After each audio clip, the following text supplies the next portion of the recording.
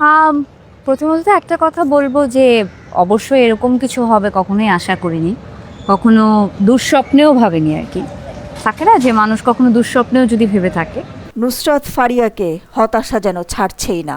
পরিস্থিতি মানুষকে বড় করে, বললেন নুসরাত। একটি হত্যা চেষ্টা মামলায় গত মে মাসে গ্রেপ্তার হয়ে কারাগারে ছিলেন অভিনেত্রী নুসরাত ফারিয়া। 2 দিন কারাগারে থাকার পর ছাড়া পান তিনি। এরপর কেটে গেছে প্রায় 4 মাস। ওই বিষয়ে আর কোনো কথা বলেননি। তবে সম্প্রতি নিউ ইয়র্ক থেকে প্রচারিত Friday night with Zayed Khan শোতে গ্রেপ্তার প্রসঙ্গে কথা বলেন নুসরাত ফারিয়া। তিনি বলেন, এরকম কিছু হবে আশা করিনি, কখনো দুঃস্বপ্নেও ভাবিনি। যার জীবন স্কিন কেয়ার, মেকআপ, একটু ঘোরাফেরা, শপিং করা, পরিবারের সঙ্গে সময় কাটানো, বন্ধুদের সঙ্গে কোথাও ভালো খেতে যাওয়া, এই ছোট ছোট জিনিস নিয়ে যে খুশি, তার জীবনে এত জটিলতা।